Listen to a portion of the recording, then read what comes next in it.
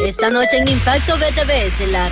Finalmente, después de 4 días de tomas, los empleados del Instituto de la Propiedad llegan a acuerdos de liberar al centro cívico gubernamental. Sin embargo, el alcalde de San Pedro Sula, Roberto Contreras, se declaró en huelga de hambre.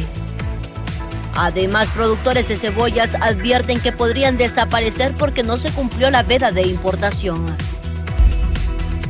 Por otro lado, CONADE alerta que podría generarse un aumento de redes de tráfico y trata de personas con el imparable flujo migratorio irregular en el país. Estas y otras noticias ahora en Impacto BTV Estelar, el poder de la noticia.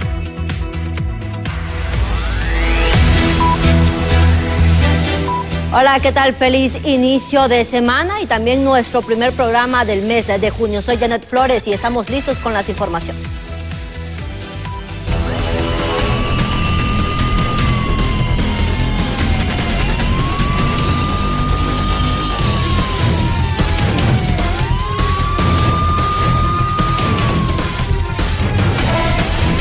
Y así arrancamos ya con las noticias después de que se ha determinado un acuerdo por parte de las autoridades gubernamentales y también los empleados del Instituto de la Propiedad, quienes han mantenido tomado el centro cívico por 4 días. Estamos hablando desde el día viernes. Finalmente ya han llegado las autoridades policiales, la comisión interventora también que fue dispuesta por la presidenta Xiomara Castro para que pueda investigar todo el desvío de fondo que se ha hecho en esa institución. José Luis Castellanos, usted con todos los detalles a esta hora. Desde el Centro Cívico, buenas noches. Han llegado ya a acuerdos. Llegaron finalmente la comisión interventora a este lugar. Buenas noches. Muy buenas noches, licenciada Janet Flores, tal y como lo da a conocer. Bueno, hemos permanecido aquí desde horas tempranas precisamente esperando esto. ¿Qué iba a pasar? Si iban a soltar o no, si iban a haber acuerdos o no. Cabe recalcar, ya estamos a lo interno del centro cívico donde estaba tomado en horas más tempranas que dábamos a conocer. Sin embargo, esto ha sido un acuerdo solamente entre los colectivos que tenían la toma y de igual manera la Policía Nacional. ¿Por qué? Porque la comisión todavía no ha llegado. Sin embargo, ellos pues mencionaron de estar de acuerdo precisamente para soltar aquí lo que es. Y miren ustedes el escenario, el panorama. Vamos a tratar de acercarnos, Marvin, porque por acá están las autoridades policiales y de igual manera parte de los colectivos que tenían la toma ya están dialogando. Sector, vamos a tratar de escuchar impresiones por parte del director de la Policía Nacional. Tomar agua porque dice que no ha tomado agua y no ha comido. ¿Es suficiente este acuerdo, ¿vale? Sí, la verdad que nosotros no vemos nada complicado, solo es cuestión de voluntad. O sea, que nos cumplan con esto y listo. No estamos pidiendo ni plaza, ni que destituyan a nadie, simplemente nuestro derecho. Y no cumplirse una de las peticiones. Comisionado, por su parte, comisionado, bueno, decidieron en el diálogo, en lo que es paz y tranquilidad, poder acceder y de igual manera esperar que ellos soltaran las instalaciones. Sí, claro, aquí estamos sentados en eso, en paz y tranquilidad. ¿Cuál era la orden que ustedes tenían, comisionado? El respeto a los derechos humanos de las personas. Y de igual manera, ahorita ustedes harán compañía a que venga la comisión para poder dialogar. Con todo el gusto del mundo, aquí nos vamos a quedar hasta que todo esto termine. Bueno, ustedes desde una primera instancia, comisionado, han estado aquí presentes. Hasta el día de hoy. Sin tener que llegar a la violencia. No usamos la violencia, ¿para qué? Son hondureños igual que nosotros. Tenemos toda la intención de hacer las cosas bien. ¿Ustedes también estarán esperando que llegue la comisión? Sí, aquí nos vamos a esperar. Perfecto, muchísimas gracias. Palabras del director de la Policía General. De igual manera, como lo mencionaba, están los miembros de los colectivos aquí en este sector. Vamos a tratar de alcanzar, llegar hasta donde están ellos para escuchar lo que mencionan. Lo que faltaba primero era voluntad para hacerlo, porque nosotros siempre estuvimos de una manera pacífica y con la voluntad. Si usted revisa todas las entrevistas que dimos, todo el tiempo decimos estamos anuentes a la conversación, a llegar a un diálogo, lo repetimos miles de veces, pero hasta ahorita lastimosamente tuvo que darse todas unas cosas feas para que se diera hasta ahorita. De manera pacífica quisieron llegar a un acuerdo. Claro, desde un principio nosotros queríamos llegar a un acuerdo de manera pacífica, solo era voluntad de que la Junta Interventora se quisiera sentar con nosotros, que la Presidenta se quisiera sentar con nosotros, pero había renuencia a eso hasta este momento. Hasta este momento ustedes tuvieron esa respuesta para poder dialogar. Claro, tuvimos que, hasta este momento, si no hubiéramos evitado todo tipo de situaciones que se dieron. Ustedes tenían decidido precisamente seguir aquí, de no tener una respuesta positiva. Claro, nosotros ya habíamos sido enfáticos en eso, de que íbamos a seguir nosotros aquí hasta tener una respuesta a la presidenta. Esa respuesta eran en 5 minutos nada más y no se había querido dar porque no tenían la voluntad. ¿Tomaron a bien también la determinación de ingresar con las autoridades para que revisaran que todo estaba en orden? Claro que sí, porque no tenemos nada que esconder. La integridad de las instalaciones está garantizada. Las compañeras se dedicaron a labor de aseo en este lugar. Todo está realmente limpio, bien, no hay ningún daño. Entonces no tenemos problemas con que ellos revisen todo el centro cívico. Una vez que ustedes dialoguen con esta comisión, a partir de mañana aquí ya queda normal, con total normalidad. Claro que sí, como dijo el oficial, todo el mundo a trabajar y todo el mundo a venir a hacer sus trámites.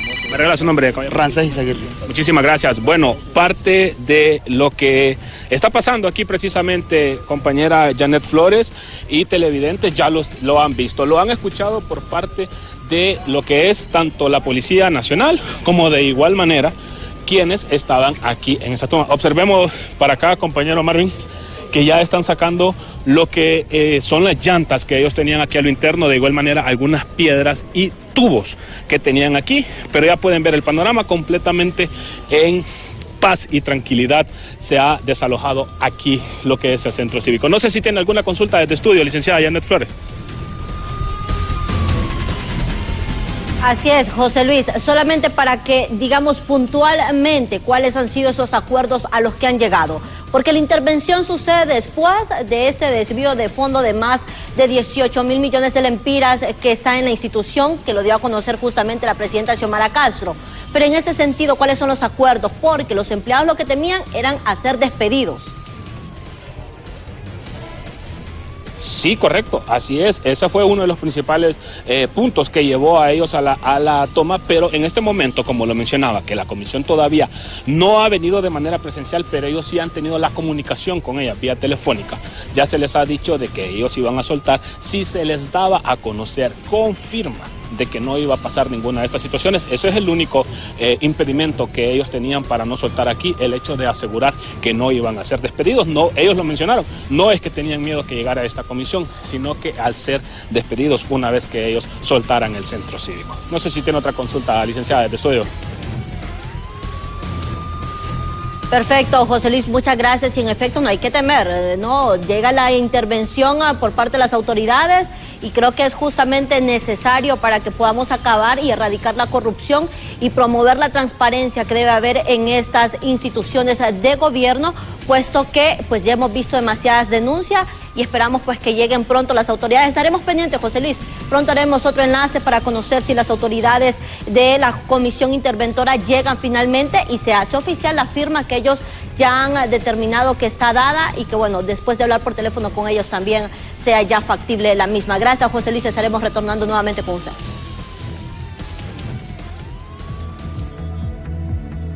Bien, y vamos a continuar con los temas porque la crisis política no acaba en el país. La mañana de ese miércoles también la Agencia Técnica de Investigación Criminal volvió a la Municipalidad de San Pedro Sula para poder secuestrar los documentos por una nueva línea de investigación de supuestos actos de corrupción en respuesta al alcalde Roberto Contreras. Se declaró, escuche bien usted, en huelga de hambre y sigue todavía ya más de 9 horas en ello. Una vez más, la Agencia Técnica de Investigación Criminal llegó a la Municipalidad de San Pedro Sula con una nueva línea de investigación, en la cual, según el alcalde Roberto Contreras, se menciona a su esposa Zoila de Contreras, su hermano Rolando Contreras y su yerno Steve Fajardo, por lo que el jefe edilicio anunció que tomará acciones contra el Ministerio Público. Voy a dejar que la investigación siga su curso y yo voy a presentar nuestro equipo de abogados que va a proceder directamente contra el Ministerio Público, quien nunca ha sido demandado en vista de utilizar los nombres de personas que no son funcionarias de esta municipalidad, como lo es mi esposa, que no tiene absolutamente nada que ver en esto, mi hermano Rolando Contreras, Steve Fajardo. Porque aquí lo que le falta es valor al señor director de la UFERCO, a don Javier Santos. Es un cobarde. Las acciones que ejecuta la UFERCO en conjunto con la ATIC obedecen a denuncias relacionadas a contratos para obras civiles y recolección de basura, otorgados presuntamente a parientes cercanos del alcalde.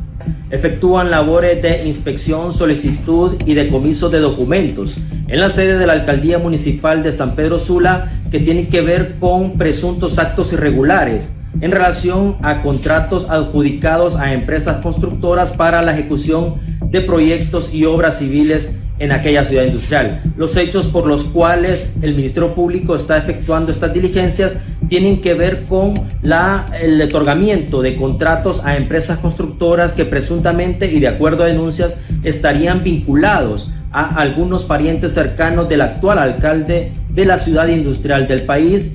Tras lo ocurrido, el edil sanpedrano se declaró en huelga de hambre frente al Palacio Municipal y exigió la transferencia de 240 millones que le adeuda el gobierno central como respuesta ante la lluvia de denuncias en su contra. Pero es algo que debo de hacer en vista de que me están lloviendo los requerimientos del Ministerio Público. Entonces prácticamente si no hago este cobro de esta forma, entonces van a decir que deje perder los 400 millones que le tocaban a San Pedro Sula por transferencia. Por su parte, algunos funcionarios respondieron a los actos de Roberto Contreras responsabilizándolo de lo que ahora lo aqueja. Aseguran que el Ministerio Público no puede hacerse de la vista gorda ante los presuntos actos de corrupción. Con imágenes de Carlos Rodríguez les informó Cintia López. Y siempre en este mismo tema, la huelga de hambre que ha iniciado el alcalde de San Pedro Sula, Roberto Contreras, ya se ha manifestado. El secretario de Finanzas, Marlon Ochoa, asegurando que por negligencia del mismo edil sanpedrano es que no se ha hecho efectivo el pago de los recursos. La alcaldía de San Pedro Sula no ha recibido las transferencias correspondientes a los años 2022, 2023 y 2024 por la negligencia de su alcalde en liquidar las transferencias anteriores en tiempo y forma, el bloqueo de la cuenta bancaria registrada ante el Sistema de Administración Financiera SIAFI, la demora en gestionar oportunamente un cambio de cuenta y sentencias judiciales con carácter de firme en su contra, tal como se evidencia en el dictamen legal número DL USL 255.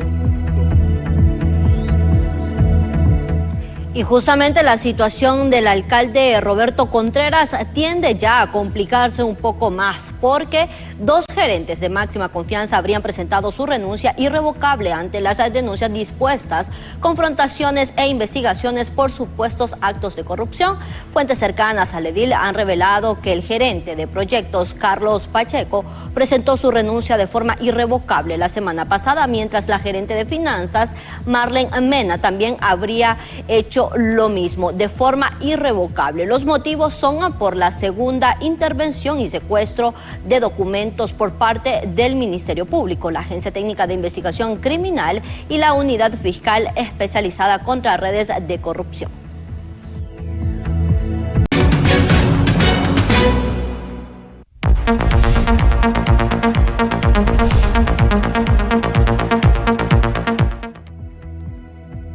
Continuamos con más de Impacto BTV Estelar. Los productores de cebolla le piden al gobierno que respete la veda de importación de este producto, ya que de lo contrario anuncian tomas de carreteras.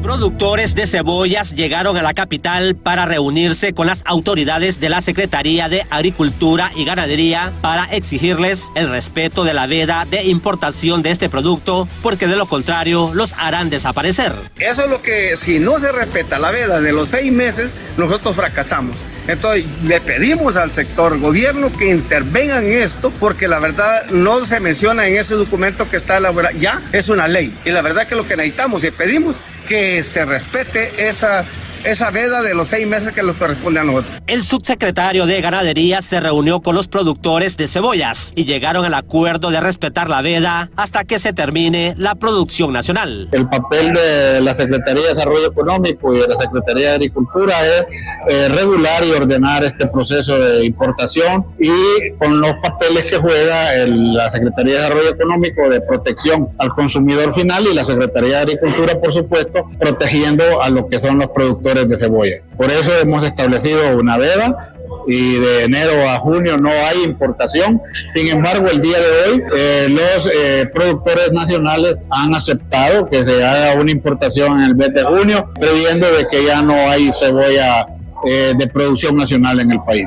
Los cebolleros le piden al secretario de Desarrollo Económico que los incluya en el acuerdo de respeto a la veda de importación de cebollas. Y hoy llegamos a un momento difícil porque estamos viendo que no los mencionan a nosotros como productores, que los van a respetar los 6 meses del año, del mes de diciembre a los 6 meses de diciembre en adelante nos tienen que respetar para vender nuestro producto, ¿va? Y los otros 6 meses le quedan a los importadores. En ese documento no lo mencionan. Ahí estamos preocupados y queremos decirle al sector gobierno que nos apoyen en eso. Ese documento fue elaborado por Desarrollo Económico, no los tomaron en cuenta nosotros como sector productor. Los productores de cebollas aseguran que si el gobierno no los apoya con la veda de importación, se tomarán las carreteras a nivel nacional porque están en peligro de desaparecer. En cámara, Ángel Baradiaga, les informó Luis Durón.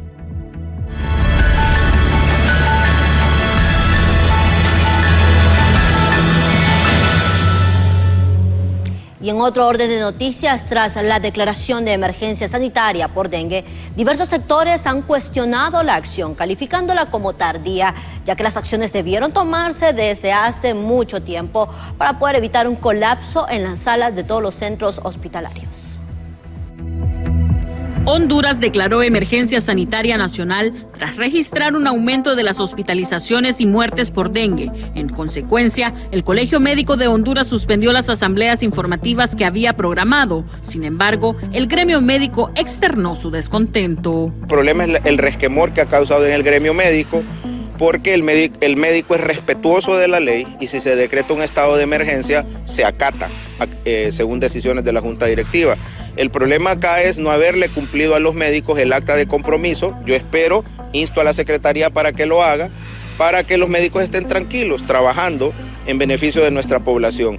Por otro lado, el presidente del Colegio Médico señala que la emergencia se declaró de manera tardía y que las compras directas abren la posibilidad para drenar fondos. Si el pueblo no confía ya en las compras de emergencia, entonces hay que dejar de hacerlo. Si desde el 16 de febrero teníamos nosotros ya la alerta por parte de la OPS, ¿por qué no se había decretado este estado de emergencia por el estado de Honduras?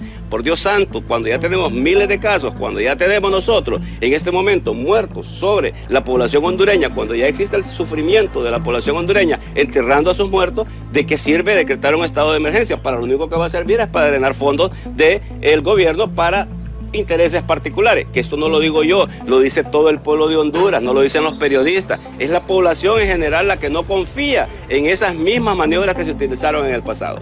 Por otro lado, con la declaratoria de emergencia, el sistema sanitario comenzó a coordinar acciones para reducir la alta incidencia por dengue. Bueno, las medidas a tomar es intensificar lo que ya veníamos haciendo con la región metropolitana y la red municipal de salud. Es un abordaje integral el que se da, la capacitación del personal, habilitar las salas de estabilización, los hospitales, tener las camas para los casos que se pongan graves, pero también el trabajo de campo que consiste en la fumigación, pero también en la concientización de la población para la eliminación de los criaderos de zancudo. Según cifras oficiales, Honduras contabiliza a la fecha 38 fallecidos por dengue y más de 18,000 casos sospechosos de la enfermedad. Con imágenes de Carlos Rodríguez les informó Cintia López. Preocupante, sin duda alguna, la enfermedad del dengue y todos los hondureños debemos prestarle total atención porque eso no solo es algo que afecta a los niños y a las personas adultas mayores, sino a toda la población en general. De hecho, Roberto Molina se encuentra desde el Instituto Hondureño de Seguridad Social, Roberto, donde a esa hora ya se reporta un gran número de hospitalizados por esta misma afección. Estamos hablando de niños y también adultos. ¿Cuál es la información que hasta ahora se tiene? Buenas noches. Buenas noches, licenciada Janet Flores, y a todo el auditorio de Impacto BTV en su emisión estelar. Un gusto saludarlos. Como usted menciona, en efecto ubicado desde las afueras del Instituto Hondureño de Seguridad Social, en el cual se ha registrado también un alza al índice de casos de dengue. Confirmamos 22 adultos ingresados, 9 en sala de emergencia de pediatría y 16 en sala hospitalaria de pediatría. Esto hasta la semana número 24, semana periódica número 24, que confirman las autoridades del Instituto Hondureño de Seguridad Social. Ante esto, hay datos importantes que podemos resaltar, al cual se denomina o se divide en el dengue grave. Solo con dengue grave, a lo que va del año, se han registrado 34 personas ingresadas en el Seguro Social. Dengue con signos de alarma son 305 personas. Repetimos, 305 personas con síntomas de alarma. Dengue sin signos de alarma son 402 y en este caso solo con síntomas 441. En el ingreso hospitalario hay un nivel bastante alto de 65 personas, 54 adultos y lo demás son niños en sala de pediatría.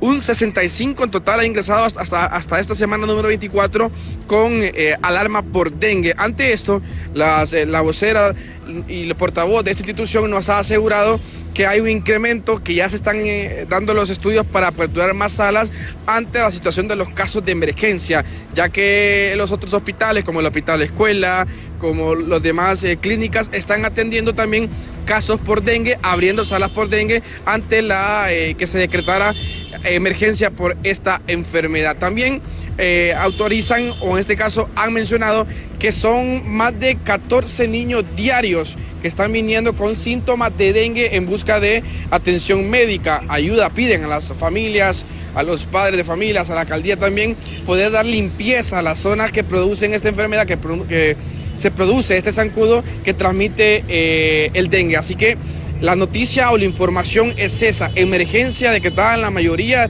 de centros de salud, de hospitales y también ahora en el Instituto Hondureño de Seguridad Social. Repetimos, compañeros, son 22 personas en total que han ingresado por dengue, 22 adultos, 9 en sala de emergencia de pediatría y 16 en sala de hospitalaria de pediatría. Esa es la información, Janet, que se puede dar a conocer desde el Seguro Social, la cual hemos visto una gran cantidad de ambulancias ingresando, en su mayoría nos decían por síntomas de dengue y la mayoría son niños en edad pediátrica. Esta es la información que tenemos en torno a esta emergencia decretada desde el día viernes, que otros expertos han asegurado que se decretó muy tardado, pero vamos a estar dando más noticias e informaciones en lo que vaya ocurriendo en temas de salud.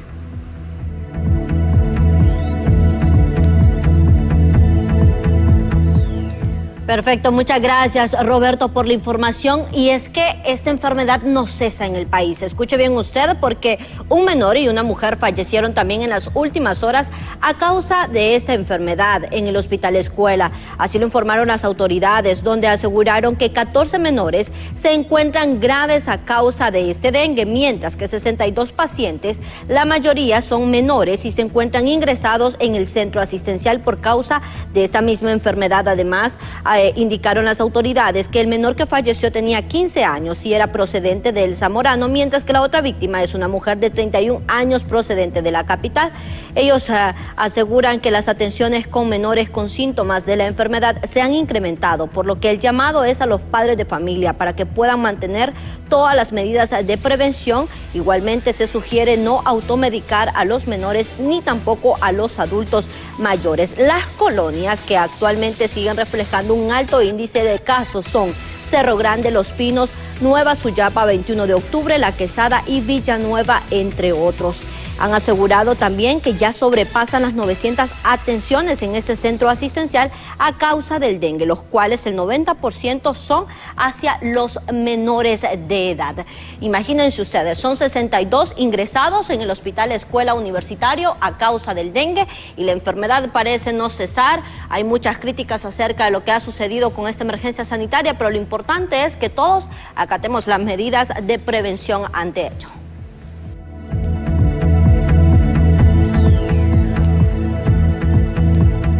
Y nos mantenemos, por supuesto, en el tema, porque luego de que se declarara esta emergencia por el dengue, la sociedad civil también ha recomendado a las autoridades de salud tener un mejor manejo de las epidemias.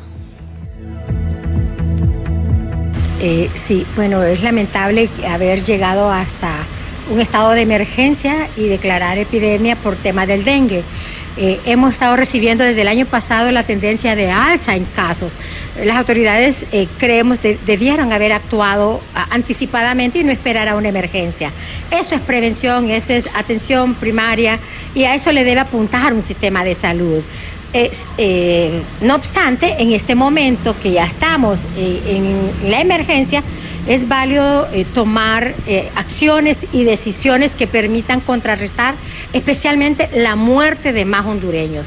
Ya se contabilizan 38 muertes por dengue, muertes que se pudieron evitar con un sistema más fortalecido, con una respuesta oportuna. Además, en conjunto con la Secretaría de Salud, de Educación y algunos centros educativos de la capital han iniciado una campaña contra el dengue debido a la gran cantidad de casos y muertes por esta epidemia. Estamos acatando todo lo que refiere a la Secretaría de Educación con las campañas de prevención del dengue. Igual como Instituto Público, pues ya hacemos las campañas desde inicio del año. Nosotros contamos con una clínica médica que tiene 3 doctoras en ambas jornadas, atiende a los estudiantes y por ahí canalizamos todo este tipo de campañas de prevención. De igual manera, contamos con la carrera de salud y nutrición, donde los estudiantes de último año también se esfuerzan en mantener un ambiente más saludable y prevenir todas estos zancudos y mosquitos. Sí, es de la misma manera, incluso hoy inauguramos la Semana de los Recursos Naturales y asimismo pues tenemos una gran campaña de reforestación y esto comienza por la limpieza general de todas las áreas verdes del colegio y también en los lugares donde acumulamos el líquido tan preciado como el agua. Continuamos con más de Impacto BTV Estelar. Los empleados del Centro de Salud de la colonia El Carrizal exigen a la región metropolitana del Distrito Central que no les quiten la ambulancia con la que atienden a las emergencias por dengue. Mientras tanto, las autoridades de la CESAL aseguran que solamente se realizará una reestructuración para que la misma sea compartida con otros establecimientos de mayor demanda. Los empleados del Centro de Salud del Carrizal y comunidades aledañas exigen a Gilberto Ramírez, jefe de la región metropolitana, que no les quite la ambulancia, la cual es utilizada para realizar el trabajo de campo y atender emergencias de dengue. De que quieren quitar la ambulancia. La ambulancia es muy útil aquí para personal, porque ahorita el personal está abatizando casa por casa, llevan el personal en la ambulancia, hay una emergencia de un niño, ¿verdad? Para el materno también se ocupa la ambulancia. El centro asistencial atiende de 7 a 8 pacientes diarios con dengue en edades de 15 a 14 años, donde la ambulancia es de suma importancia para poder trasladar a los pacientes menores al materno infantil. De que los vayan a tocar no es llevarse la ambulancia, que es parte de las comunidades. Es mejor que los ayuden, que sigan como quien dice, no hay medicamentos, hacen falta cuantos materiales para emergencias y no las tenemos. Ellos no los han dado la ambulancia la ha dado Médicos Sin Frontera. Entonces nosotros lo que queremos, ¿por qué se van a llevar algo que ellos no los han dado? Por su parte, el portavoz de la Secretaría de Salud, Miguel Osorio, afirmó que la metropolitana no les está quitando la ambulancia. La Secretaría de Salud aclara que en ningún momento se les quitará la ambulancia a los pacientes en particular que reciben asistencia médica en el Centro de Salud del sector del Carrizal. Lo que se hará, y esta es una decisión en el marco de la emergencia a causa del dengue, es compartir esa ambulancia con el resto de establecimientos de salud de ese sector y del triaje que se encuentra ubicado en la Universidad Católica. Más de 40 comunidades aledañas atiende el centro de primera atención con una sola ambulancia. Casi como 40 comunidades, porque si usted se va, toda la mayoría de comunidades que hay alrededor aquí son las que cubre el centro de salud. Y así, por eso no vamos a permitir que nos muevan la ambulancia. Vecinos de las comunidades aledañas del Centro de Salud del Carrizal exigen a las autoridades de la Secretaría de Salud obtener una respuesta pronta. De lo contrario, las protestas continuarán. Con imágenes de Elvis Zambrano para Noticieros Impacto BTV, les informó Keila Mejía. Y vamos a cambiar el orden de las noticias porque el diputado del Partido Liberal, Mauricio Villeda, aseguró que durante la gestión actual se han registrado también muchos actos de corrupción, sobre todo en la rendición de información pública, un hecho perjudicial para toda la ciudadanía. El nepotismo es corrupción en Honduras y fuera de Honduras. Luego el engramado del Estadio Nacional es otro acto de corrupción. La contratación de familiares en la Secretaría de Salud es acto de corrupción. Hay muchos actos de corrupción. Creo que el hecho de no dar información pública sobre cómo se gasta el dinero de los impuestos que cada uno de nosotros paga es también un acto de corrupción. O sea que no, hay que ver totalmente el panorama para poder opinar, pero no simplemente decir no hemos cometido actos de corrupción porque no es cierto. ¿Cuántos carros sin placas andan en Honduras? ¿Y eso es corrupción o no es corrupción? ¿Cuántos carros usan sirenas, usan luces que están prohibidas por la ley de policía? ¿Es corrupción o no es corrupción? Me parece que hay que ser más profundos en el... Mientras tanto, en los últimos meses en el país, diferentes aspirantes a la candidatura política han estado infringiendo la ley electoral a la publicidad y también propaganda política fuera de tiempo estipulado. A falta de varios meses para las elecciones internas o primarias en el país, muchos aspirantes a cargos de elección popular han iniciado abiertamente su propaganda y publicidad política, que según dicta la ley, están violentando el tiempo estipulado para dicho proceso. Para este experto en temas electorales, los aspirantes políticos en Honduras no respetan el marco electoral que establece el Consejo Nacional de Elecciones. La ley electoral establece que las campañas se pueden hacer 50 días antes de las elecciones primarias y 90 días antes de las elecciones generales. Cuando se habla de campaña se habla de programas de radio, de televisión, de concentraciones al aire libre, etc. En este momento lo que pueden hacer los que tienen aspirantes, porque no son candidatos todavía, se convierten en candidatos hasta que ya están inscritos los movimientos. Entonces, lo que sí les permite la ley es hacer trabajo de organización, reuniones en lugares cerrados. De igual forma, en Honduras, la oposición política, desde que inició el periodo de gobierno del actual mandatario Xiomara Castro, ha estado en constantes campañas políticas, expresando que las próximas elecciones sacarán del poder el partido de gobierno. De esa manera, violentan las leyes electorales que estipula el marco jurídico. Estamos en campaña política desde el día siguiente que tomó posesión la presidenta. Ni siquiera había sentado su mando en la silla presidencial cuando ya estaban hablando las oposiciones de la vamos a sacar y este tipo de cosas. Nos han mantenido en campaña y estas campañas prematuras están teniendo un costo y nadie lo está fiscalizando. Estas campañas prematuras que lastimosamente la misma ley no prevé, porque la ley no ve a las corrientes de información, sino ve a las leyes, a las corrientes establecidas según la ley. Por otra parte, este analista es de la opinión que el pueblo hondureño está cansado de tanta publicidad y propaganda mentirosa que muchos aspirantes a cargos políticos están emitiendo mediante las diferentes plataformas de comunicación masiva, y asegura que esto pasará factura en las próximas elecciones. El problema es que hemos estado violando las leyes en todo sentido. La ley establece que la propaganda política se hace después de septiembre. Sin embargo, aquí hemos tenido manifestaciones, grandes concentraciones en los centros deportivos, caravanas, manifestaciones públicas. Eso es publicidad, aunque no se diga, pero el mensaje subliminal es que se está engrosando, se está enriqueciendo una figura política para que cuando viene a la hora de la votación el pueblo lo favorezca.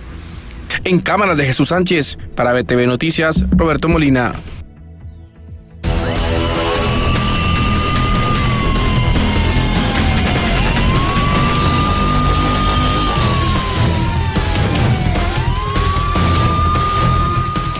Bien, y así las noticias de último minuto, porque ya se ha dado a conocer que la exministra de Finanzas, Rocío Távora, continuará defendiéndose en libertad. Esto después de conocer que la Sala de lo Constitucional ha admitido el recurso de restitución de las medidas cautelares interpuesta por la defensa de la exfuncionaria. Távora salió ya esta tarde de la cárcel de Támara para ser conducida a su casa y, según lo explicó su abogada defensora, Doris Imelda Madrid, se acreditó fehacientemente el estado de salud de su defendida. Ha sido un trabajo bastante arduo desde que se comenzó la revocación de las medidas cautelares por parte de la Corte de Apelaciones de Criminalidad Organizada y Corrupción, dijo, al agregar al tiempo que es respetuosa del derecho y que siempre ha dicho que las resoluciones no se discuten, se respetan. Madrid también agregó que bajo ese marco se interpuso el recurso de reposición y posteriormente el recurso de amparo ante la Sala Constitucional y otra reposición ante la Sala Constitucional. Recordemos además que la exfuncionaria es acusada por la comisión de los delitos de fraude a título de cooperador necesario y violación a los deberes de los funcionarios en el fraude de los hospitales móviles comprados durante la pandemia del COVID-19, donde el Estado de Honduras compró 7 unidades hospitalarias construidas en Turquía, pero de acuerdo a los dictámenes parciales rendidos por expertos e inspecciones realizadas, no se reunían las condiciones requeridas para el aislamiento y también tratamiento de todas las personas afectadas. El perjuicio económico fue de $4.512.564, que equivale a 1.174 millones de lempiras. Ya finalmente se ha acordado, la ex ministra de Finanzas, Rocío Távora, seguirá defendiéndose en libertad luego de haber atendido y aceptado ya un juez las medidas cautelares interpuestas por su defensa hasta este momento.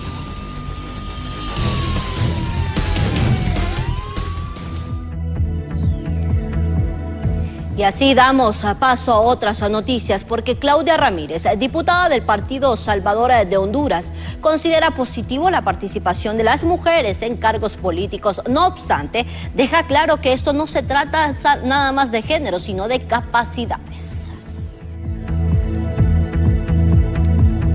No se trata de una competencia entre hombres y mujeres, se trata de una competencia de amor, de verdad, de valores, de venir y poder decir no cuando se tiene que decir no, de poder decir sí cuando se tiene que cambiar y transformar realmente cuando un país necesita. Se trata de venir y poder estar ante las cámaras de frente y poderle decir al pueblo hondureño, estoy aquí para ayudar y transformar una Honduras, a lo cual hoy hemos visto que no hay esas transformaciones. Mientras tanto, a pesar de los diferentes operativos y pruebas de alcoholemia realizados, las autoridades policiales reportaron la muerte de 5 personas por estos siniestros viales durante todo el fin de semana. A pesar de los operativos policiales para tratar de evitar muertes por accidentes de tránsito, estas continúan siendo una de las principales causas de fallecimientos de hondureños, especialmente los fines de semana. Lamentamos, 5 ciudadanos han fallecido durante las últimas horas, durante el fin de semana, mejor dicho, producto de accidentes vehiculares en distintos sectores del país. Los altos índices de accidente de tránsito se ven reflejados en los reclamos a las aseguradoras de vehículos, ya que solo en los primeros 4 meses de este 2024 ya han pagado más de 500 millones de lempiras por siniestros viales.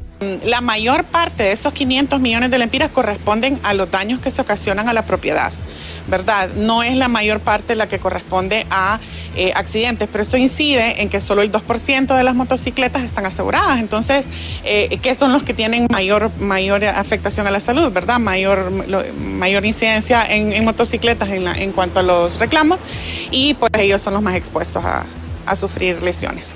Según datos que maneja la Dirección de Vialidad y Transporte, en lo que va de este año, 40 hondureños han perdido la vida en accidentes de tránsito. Es importante dar a conocer que tenemos ya 40 ciudadanos menos que han fallecido producto de accidentes vehiculares en lo que va de este 2024 en comparación al año anterior. Durante este fin de semana, las autoridades policiales aplicaron 758 infracciones a conductores a nivel nacional que infringieron la ley de tránsito y se les decomisó la licencia a 80 personas por conducir bajo los efectos del alcohol. Con imágenes de Ángel Maradiaga, les informó Janet Fia. Continuamos con más de Impacto BTV Estelar. El Comisionado Nacional de los Derechos Humanos ha emitido una alerta a las autoridades hondureñas sobre un posible fortalecimiento de las redes de tráfico y trata de personas en el país. Esta advertencia surge en el contexto del creciente flujo masivo de personas migrantes que utilizan a Honduras como un país de tránsito en su camino hacia otros destinos, creando un entorno propicio para que redes criminales amplíen sus operaciones. Como una alerta, estar atentos porque precisamente cuando se acusó a esa persona fue en el 2018 y fue extraditada de Honduras en el 2023. Pero en este momento Honduras tiene un flujo masivo de personas migrantes que están transitando diariamente por el territorio hondureño y puede hacer que las redes de tráfico de personas migrantes estén aún más fortalecidas a esta red que ya estaba compuesta y organizada por esta persona. Entonces es muy importante hacer uso de las herramientas. Ya el tráfico de personas, el tráfico ilícito de personas migrantes ya está tipificado en el Código Penal, pero también existen instrumentos internacionales que el Estado de Honduras puede trabajar en coordinación con otros países. Por otro lado, después de que trascendió en las últimas horas en los medios de comunicación y también en las redes sociales la paralización del transporte Ruta 7 en San Pedro Sula, ya la DIPANCO ha iniciado de oficio una investigación. De oficio, la Dirección Policial Antimaras y Pandillas contra el Crimen Organizado ha iniciado labores de inteligencia y de investigación, ya que a través de redes sociales y de medios de comunicación se dio a conocer que supuestamente representantes de la Ruta 7 estaban siendo víctimas de lo que es el delito de la extorsión. Le comento, licenciada, que no se cuenta con esta denuncia oficial o esta denuncia oportuna por parte de este gremio. Es en ese sentido que de oficio se han iniciado estas labores de inteligencia, desplazando varios equipos de la DIPANCO y también de la División de Seguridad del Transporte Urbano, quienes son los encargados a esta hora de brindar seguridad tanto a los motoristas, ayudantes y la ciudadanía que converge precisamente en estas terminales del transporte. Además, se han diseminado varios equipos también que son los encargados de actividades preventivas para que la población pueda estar tranquila y pueda viajar con total tranquilidad.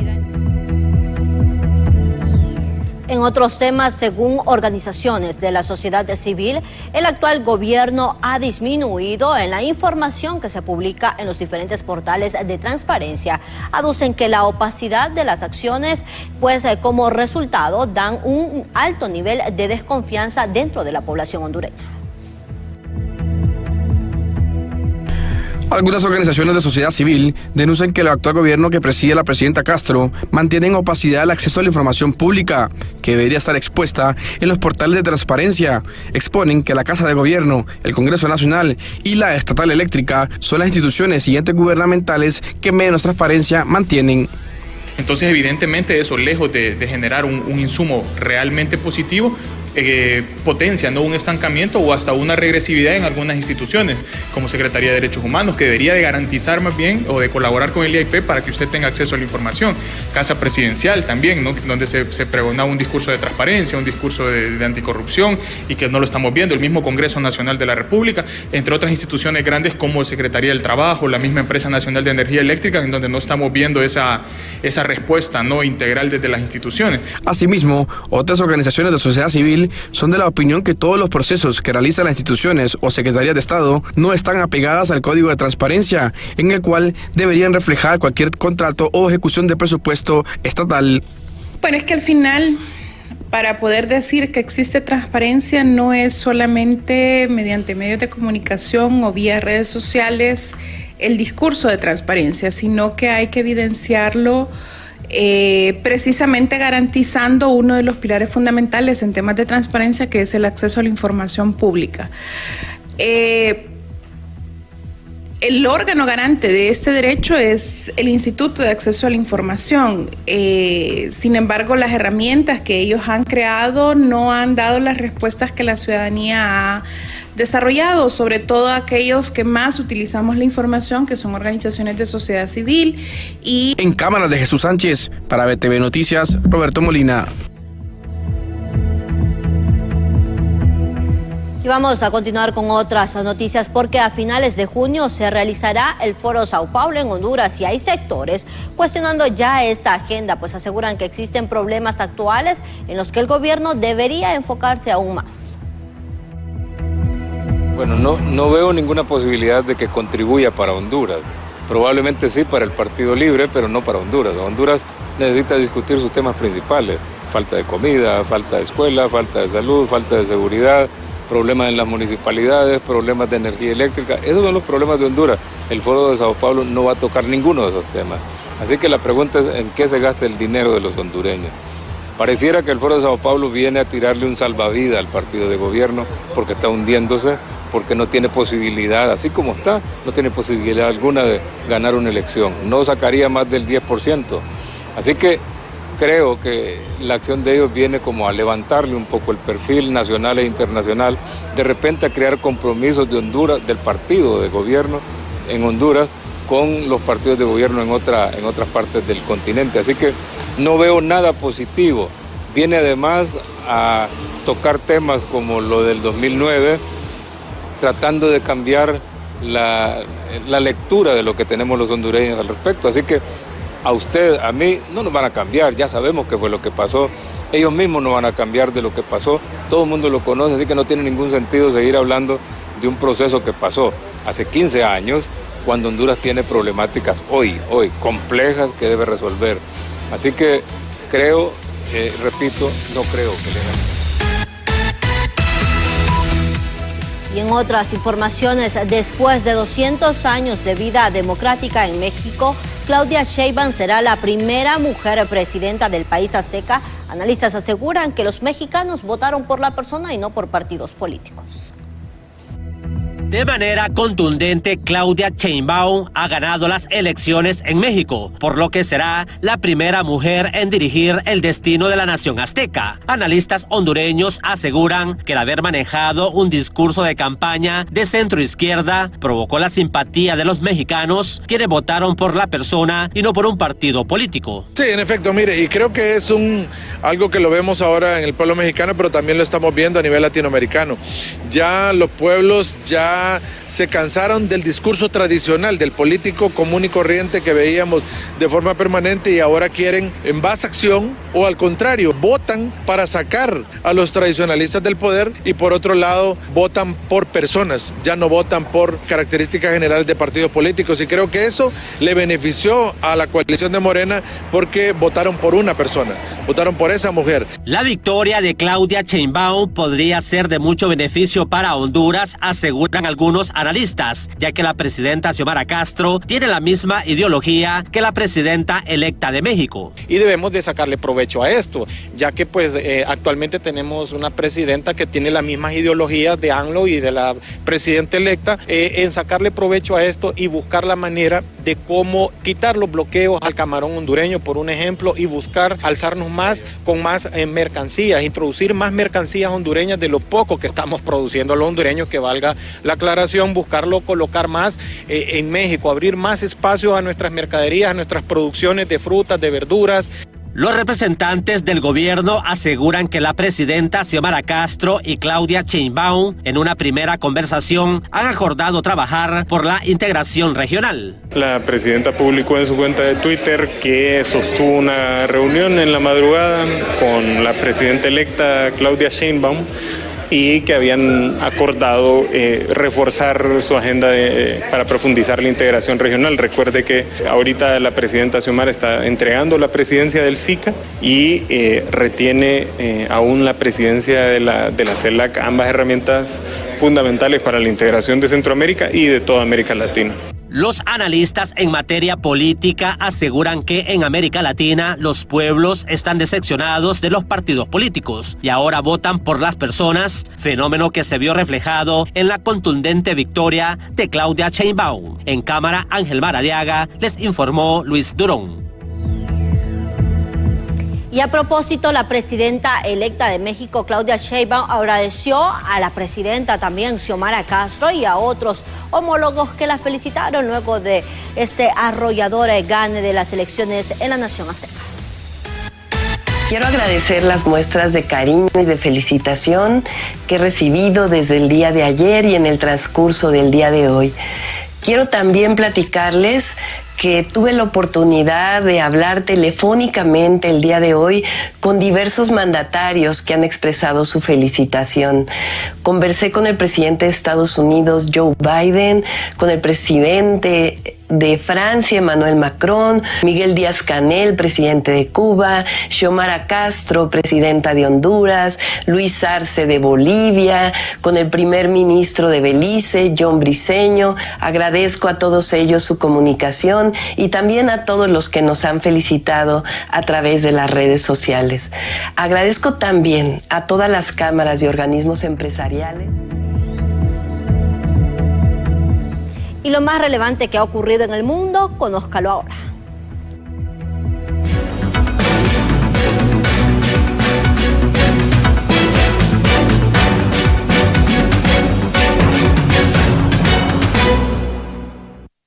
La ciudad brasileña de Porto Alegre cumplió un mes de las inéditas inundaciones que azotó el país. Es por ello que las labores de limpieza del gobierno ya han retirado más de 27,000 toneladas de basura de las calles. Sin embargo, aún queda pendiente en la mayor parte de la ciudad. Una asociación de las aves de El Salvador hizo una masiva liberación de aves, entre ellas tortolitas, chocollos y palomas alas blancas. Sin embargo, estas aves fueron rescatadas de comerciantes que intentaban venderlas para que las personas las mantuvieran en cautiverio durante toda su vida.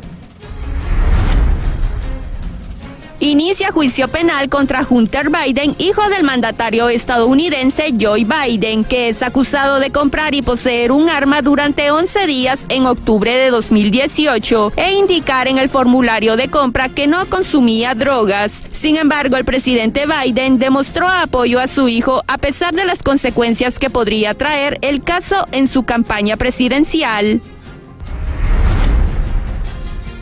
El Consejo de Ministros de Perú presentará la protección de la infancia y adolescencia en entornos digitales, con el propósito de consagrar los derechos de los menores de edad que se enfrentan a peligros como el acoso, asimismo garantizar el acceso y la navegación segura en la red.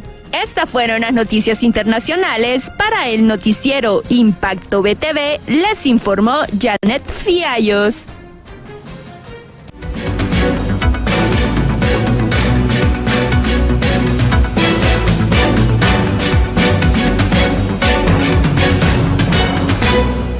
Hasta aquí con las informaciones. Gracias por habernos acompañado una vez más, no sin antes recordarles que mañana usted debe comenzar su día informándose con Impacto BTV Matutino en punto de las 6 de la mañana. Los esperamos. Buenas noches.